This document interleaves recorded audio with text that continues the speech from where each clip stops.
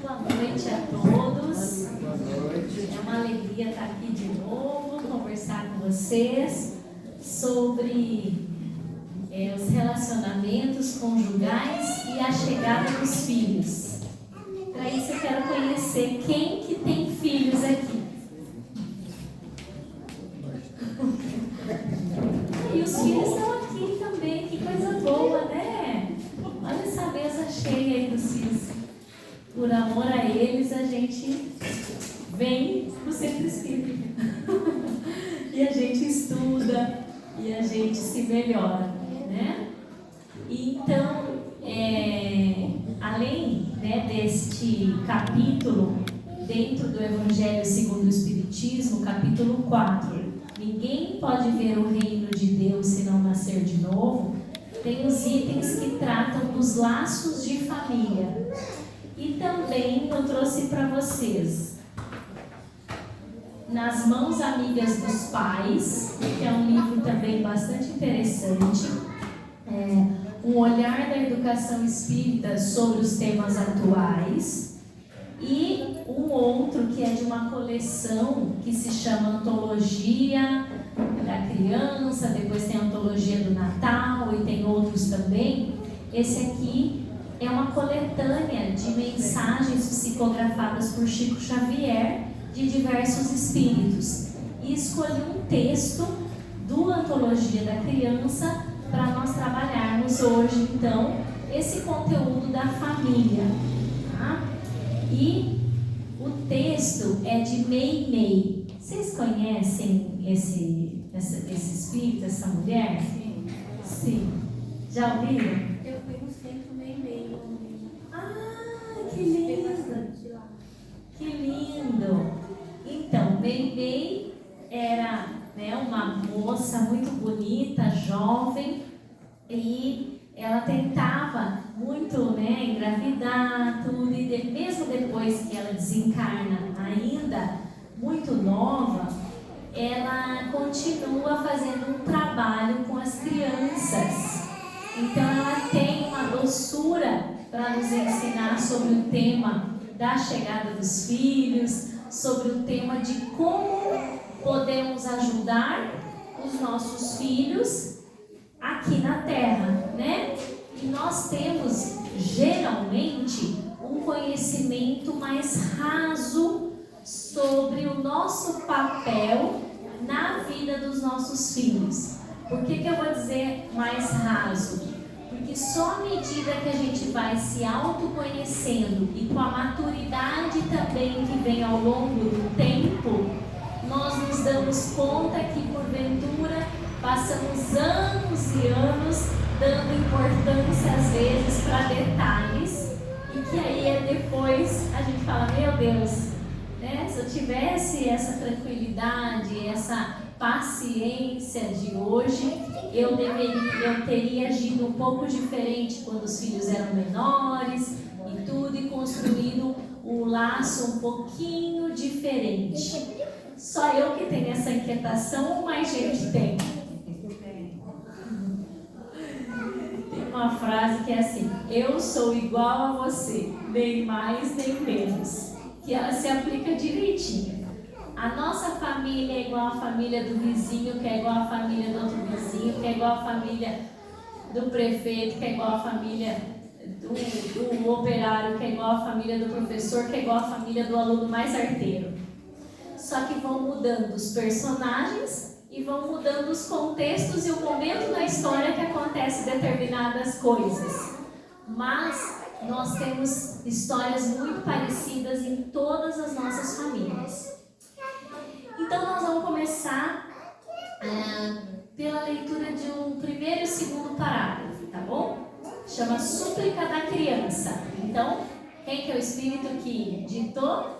Meimei. Senhor, disseram os homens que me queriam tanto, mas ao atingir-lhes a casa, não dialogaram comigo segundo as minhas necessidades. Quase todos me ofereceram um berço enfeitado, mas poucos me deram o coração. Afirmam que devo procurar a felicidade Entretanto, eu não sei como fazer isso. Se os vejo a quase todos sofrendo e rebelando-se por não aceitarem as disciplinas da própria vida. Escuto-lhes as lições de paz, contudo, acompanho-lhes as rixas em vista de estarem sempre exigindo o maior quinhão de recursos da terra. Recomendam-me buscar alegria, mas muitas vezes observo que está misturado de lágrimas o leite que me estendem. Erguem palácios para mim, no entanto, entre as paredes coloridas e belas, renovam a cada dia reclamações e queixas que não sei compreender nem registrar. Isso faz sentido com alguma história que alguém de vocês já tenha vivido? Olha só, muitas vezes as crianças são o elo de ligação do casal. Ou seja, namoramos, engravidamos e esse casal passa a ser o marido e a mulher, né?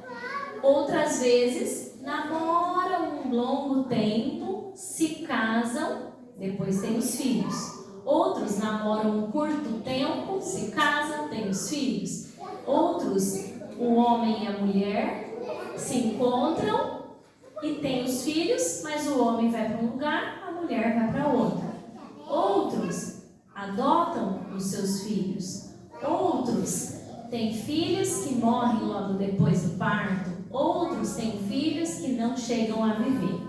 Então nós temos diferentes, e assim eu poderia dar mais 10, 15 modelos, né? De possibilidades de ser um relacionamento que gera os filhos. E o que nós temos por hábito na nossa cultura? Quando a gente engravida, o que acontece? Como é que é? Ah, eu tô grávida. Então você chegar aqui e falar, tô grávida. Aí que vocês vão falar?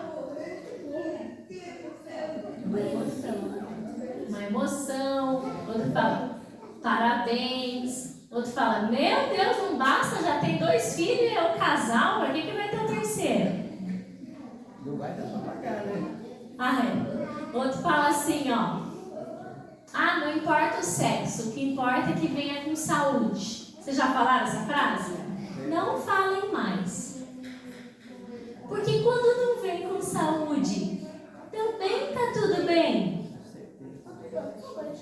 Não é? É uma frase que, a princípio, ela é muito amável, mas a gente tem um medo lascado do filho não vir com saúde. E se ele não vem, eu deixo de amar? Eu fico fazendo às vezes de tudo para que ele não tenha aquilo que se apresenta na própria história da minha família. E então esse texto, nesse primeiro momento, eu quero trabalhar um pouquinho com a gente uma reflexão. Toda e qualquer experiência enquanto família que nós passamos, ela não aconteceu por engano e por culpa de ninguém. Quando nós estamos olhando o fato muito de baixo, nós só identificamos aquele cenário, um quadradinho, como se todo esse centro, agora na hora que eu olho, o que eu vejo? Essa sala, sei que tem uma porta aqui, outra ali, outra lá.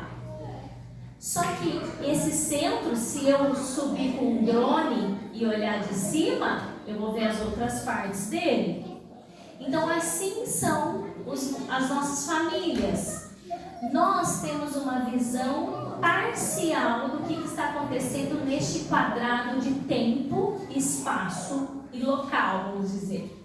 Mas Deus, que é bom, generoso, justo, extremamente caridoso, sabe o que nós precisamos nesta existência. E todos que nascemos na mesma família, como o Marcelo leu aqui no Evangelho, para nós, nascemos com um propósito servirmos nesta família, não na família do vizinho, nem da avó, nem do tio, nem do irmão. Se eu nasci nessa, é porque esta família e a família que eu vou compor, ela tem uma destinação que é orientada por um grande mestre, que é Deus, através de muito planejamento com todos os trabalhadores da equipe de Jesus. Então, a nossa família muitas vezes está culturalmente habituada com determinadas circunstâncias. Ou seja, mas na minha família não tem isso. Mas na minha família não tem aquilo. E nós vivemos revoltados com as circunstâncias que começam a aparecer para nós. Então, se o bebê é menino, é porque é menino. Mas eu já tenho 2 meninos, agora apareceu um menino de novo. Se o bebê é menina, é porque é menino. Mas é bom que vem menina, né? Depois vem menino. Então, nós temos algumas regras na nossa cabeça e ficamos distraídos muitas vezes nessas regras. Outras regras que nós temos, que este casal, o casamento não indo bem, interfere na maternidade e na paternidade para com o filho, mas elas são relações diferentes. Não é verdade? Olha, eu e o meu esposo, nós somos iguais e nós temos relacionamento de casal. Conforme nascem os filhos, eu não devo pegá-los e colocar no lugar de igual, muito menos que ele mande em mim como se fosse um pai e uma mãe. E nós vemos que muitas vezes a mulher afasta esse marido e traz o filho para ser a companheirinha, o companheirinho, e dá uma sobrecarga muito grande na hora de educar. Então, nessa carta, a criança diz assim: por favor, recomendam-me buscar a alegria, mas muitas vezes encontro leite misturado com as lágrimas. Erguem palácios para mim, mas o que importa mesmo seria outra coisa.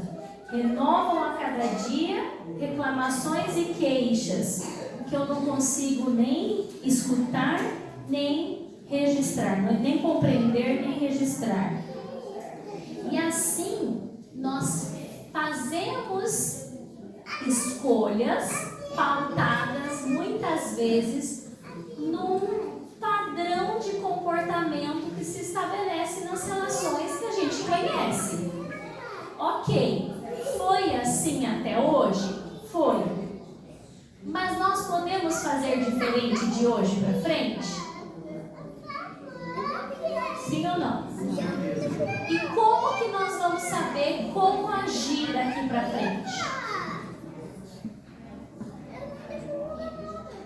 Um dos caminhos é o estudo. O estudo do Espiritismo, por exemplo, eu digo, é um manual que a gente começa, se a gente estudar em grupo principalmente, a riqueza que dá um grupo de estudos, que as pessoas um opina de um jeito, um opina do outro, a gente fala assim: nossa, mas para ele é tão fácil resolver essa questão, trazer para os grupos de estudo questões da própria família. Uma outra forma de agir diferente, o atendimento fraterno. É gratuito, é de apoio à comunidade. Trabalhador também pode usar? Pode, deve. Um que veio só uma vez na casa pode usar? Pode, deve. Mas eu vou lá só quando eu estou com problema. Venha, todas as vezes que estiver com problema. Terapias podem ajudar? Podem e devem. Porque através de mais conhecimento sobre como se olha de cima, nós estabelecemos uma melhor relação do casal e para com os filhos. Quem aqui passou uma fase da chegada dos filhos bem plena, assim, ó?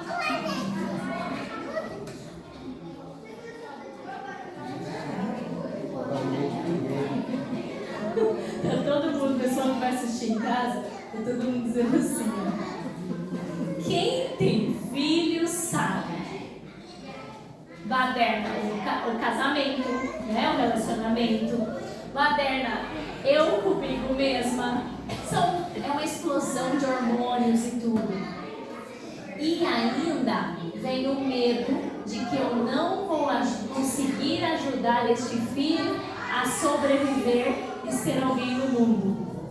E esse medo, ele fica o tempo inteiro na nossa cabeça.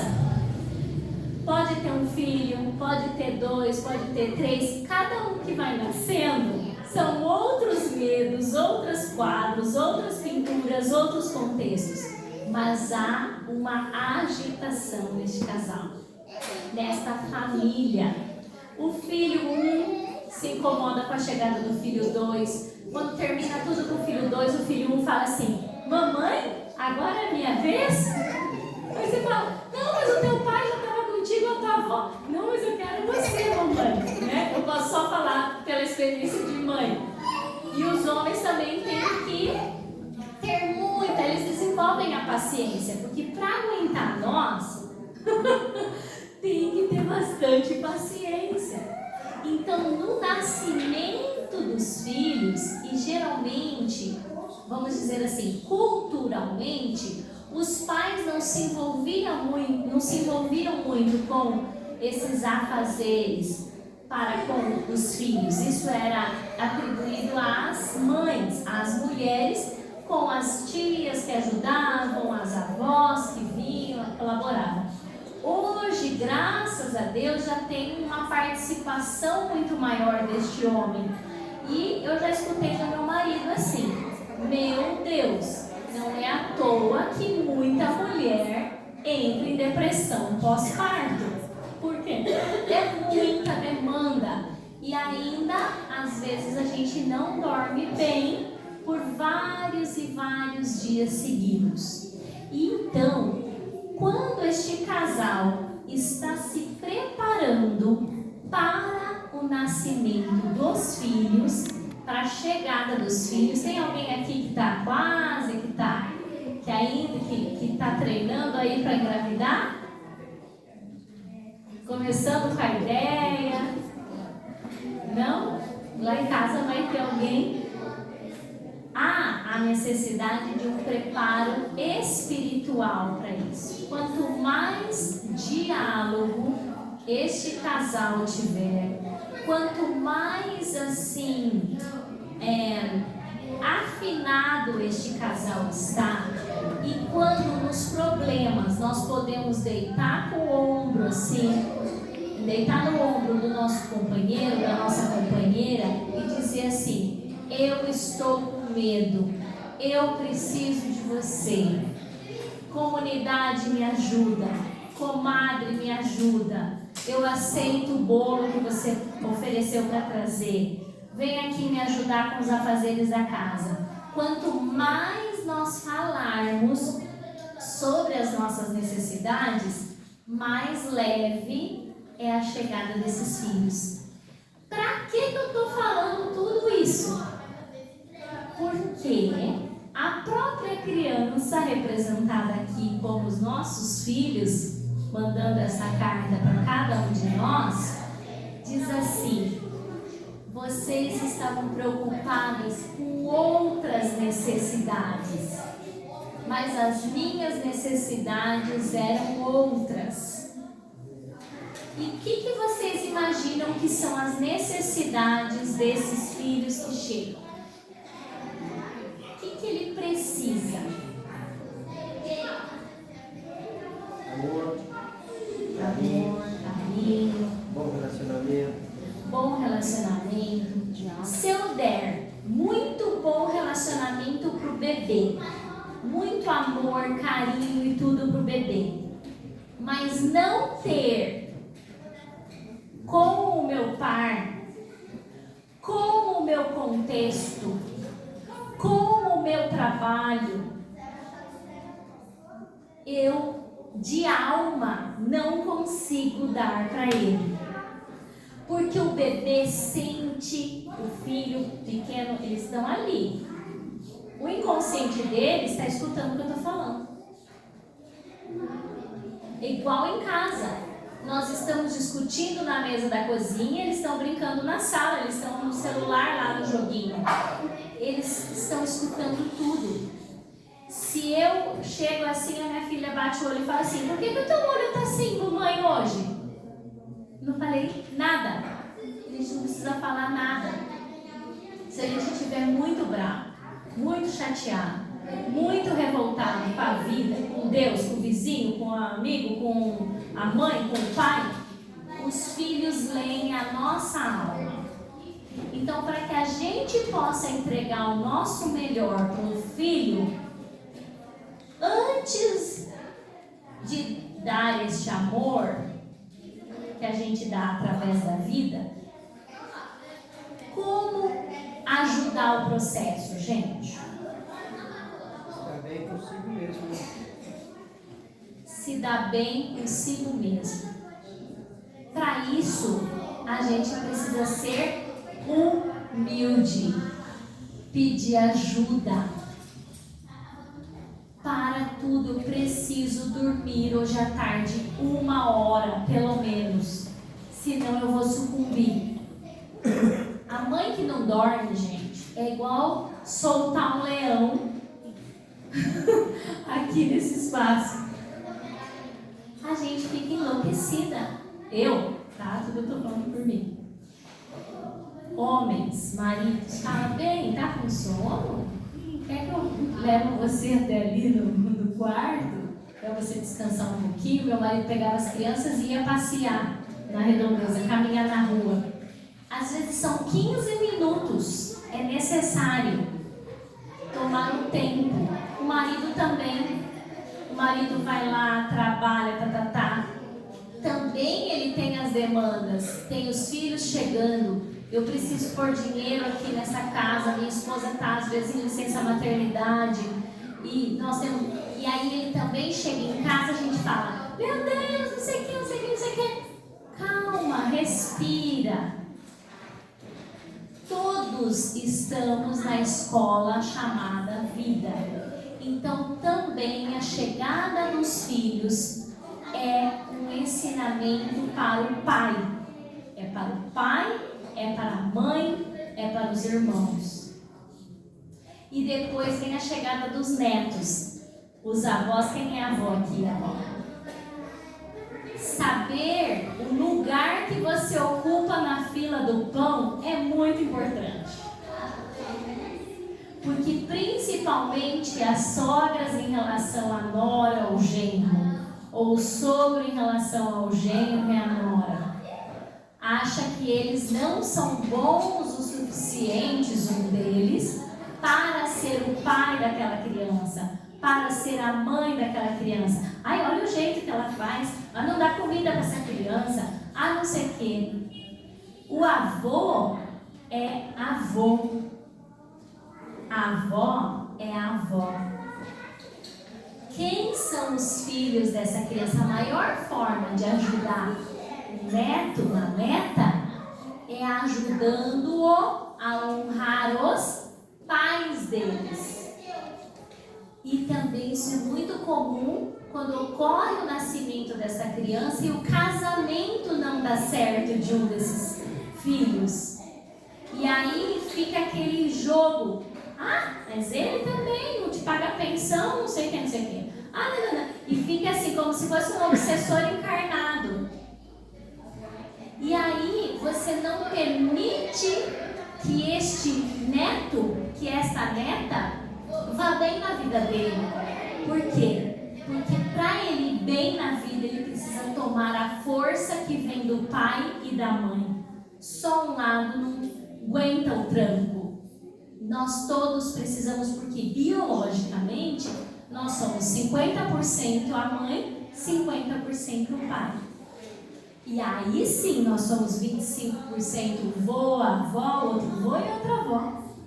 Enfim, a criança vai nos pedir: explicam que preciso praticar o perdão e ao mesmo tempo muitos me mostram como exercitar a vingança. Já ouviram uma frase que o ensino, a palavra educa, mas o exemplo arrasta? É isso? Então, todos nós, os nossos filhos, gente, gravem e coloquem lá na geladeira. Eles leem a nossa alma. Eles não leem o que nós falamos que é para eles fazerem.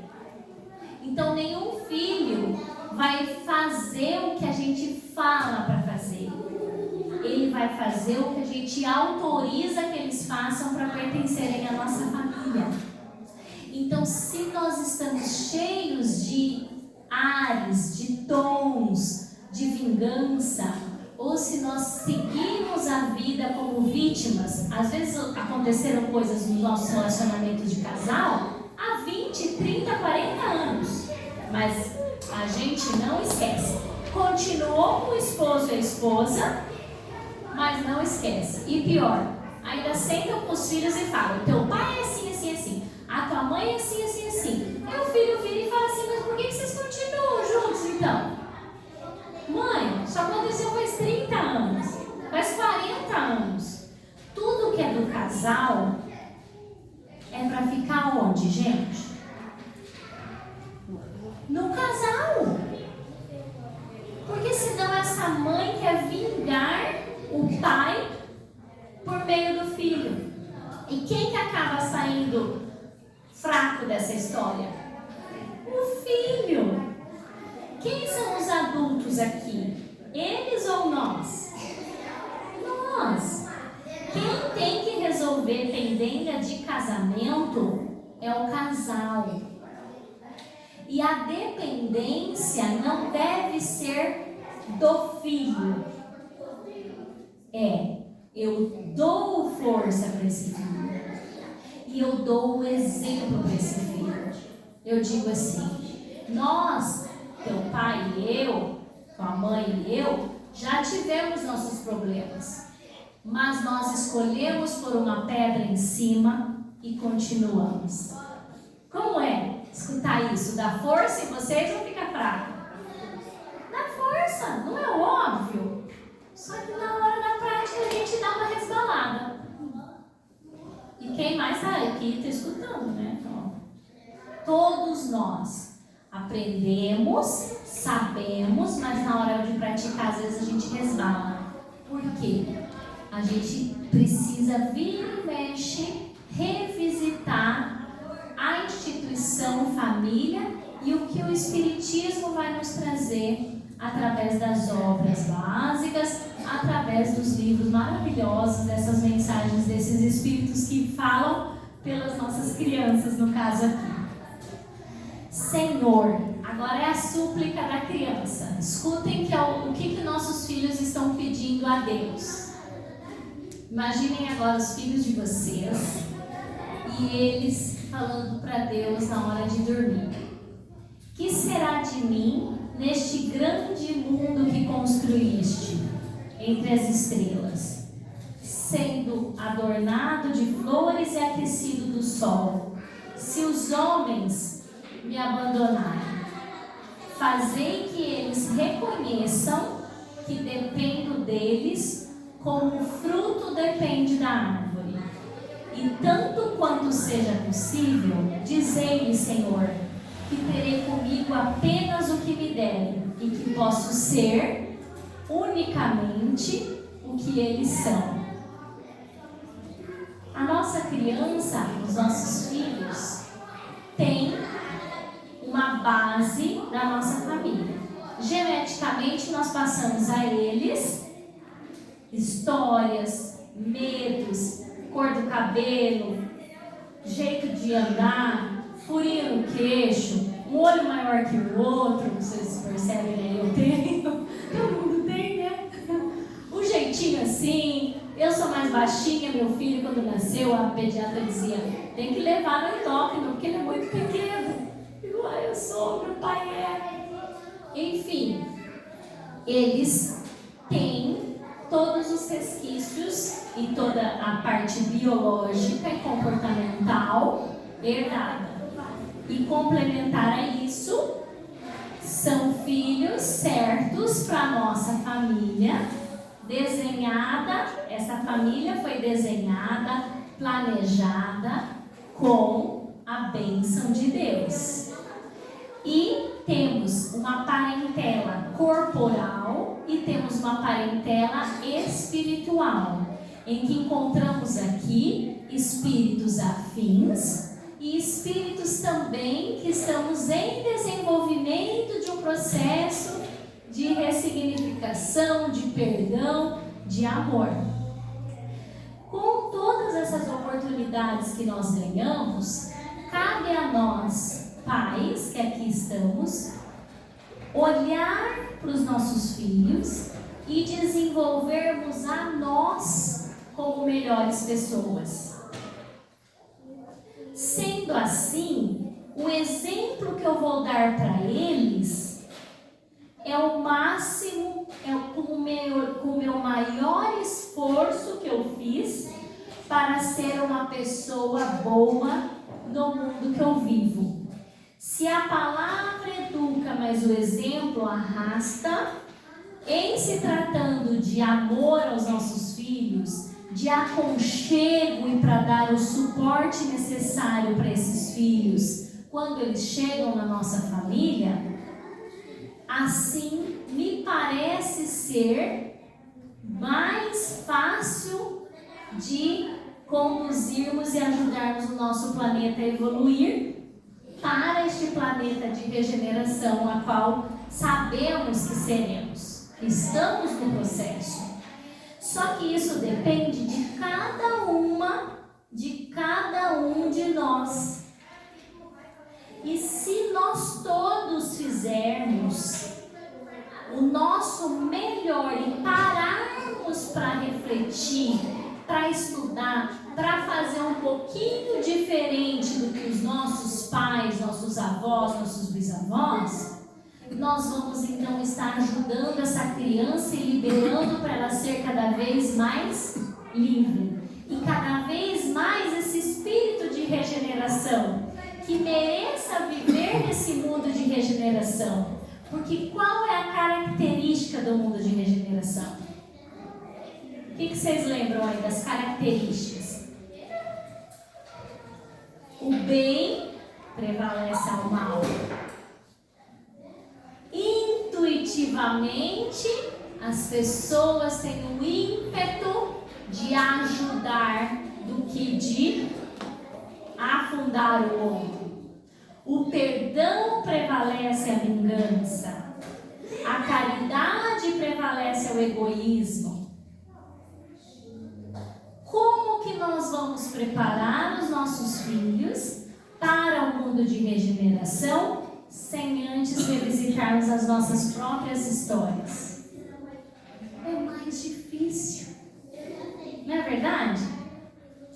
Vocês conseguem ver uma criança muito agitada e atrás dela, olhando por trás dela, pais descompensados, que grita, que pega o braço da criança, chacoalha, faz aquela coisa, a luz do sol aí para todo mundo ver. Vocês conseguem ver o descompasso que está na família e essa criança gritando, refletindo o ambiente familiar que ela vive e tendo como resposta da própria mãe um desajuste. Se formos por essa lógica, vocês também veem que uma criança que responde, que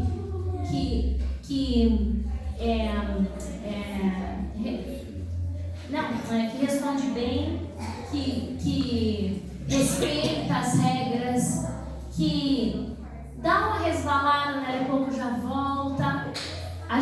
consegue ver atrás deles pais que olham e falam: opa, tá passando do limite, meu filho. Vocês conseguem ver também as crianças que têm aquele olho arregalado de medo. Você pergunta: quer uma banana? A mesma opressão que ocorre dentro da casa dela, do pai com a mãe, da mãe com o pai.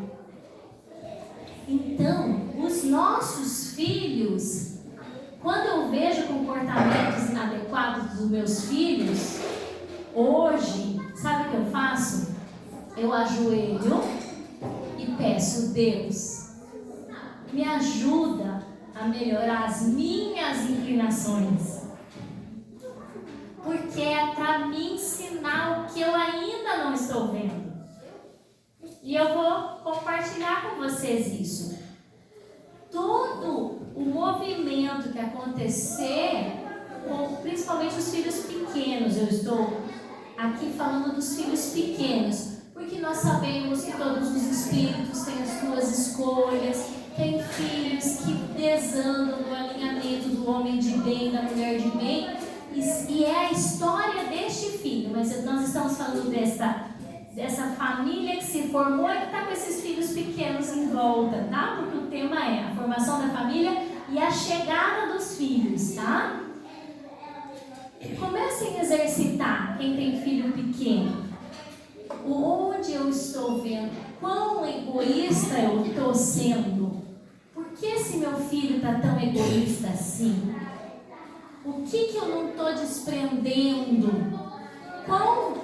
Quanta falta de empatia eu estou tendo para com o diferente? Porque se o meu filho está fazendo essa afronta de racismo quanto às regras, não respeita a hierarquia, Senhor, me ajuda a olhar em mim isso.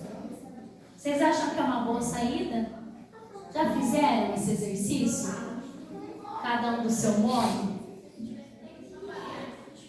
Quando olharmos então algo que nos desaponta, o que a gente vai fazer? Vai corrigir. No nosso íntimo, o que nós vamos fazer? Olhar para nós mesmos. E eu já cheguei a dizer: meu filho, eu devo estar muito errado em relação à minha vida. Porque eu ver você fazendo isso, e aí ele: não, mãe, você não está errada. Você está me corrigindo, mas eu não estou sabendo acertar. Aí até a conversa chega para o adolescente de um jeito diferente. Não é verdade? Porque como que nós geralmente damos bronca nos nossos filhos? Eu já falei 1000 vezes. Você não escuta. Por que você ainda está fazendo desse jeito? Não é assim? Eu não sei mais, eu acho que eu tenho que limpar a tua orelha. Ele não está repetindo o que eu falo para ele fazer.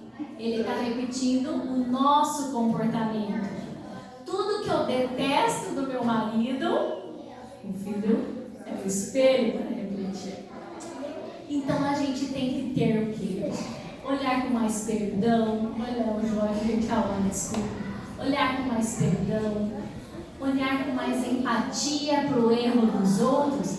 Porque nós temos bastante coisa já para trabalhar em nós. Então vamos focar toda a nossa energia em andar para frente. Porque a gente já andou muito. Se nós olharmos nós 10 anos atrás, a gente não estava bem pior? A gente estava. Então nós já andamos muito para frente. E se ainda nós não se esforçarmos bastante, que nem a gente se esforça no fechamento do mês aí sim nós vamos andar bem mais rápido para frente. E assim eu concluo a nossa conversa de hoje, agradecendo a oportunidade de refletir sobre essa mensagem de Neném e pedindo a ela, a todos os amigos espirituais que acompanham os nossos lares, as nossas famílias, as nossas crianças, que continuem nos ajudando a sermos, pessoas melhores, esposas, esposos melhores, namorados, namoradas, e mães melhores. Que assim seja.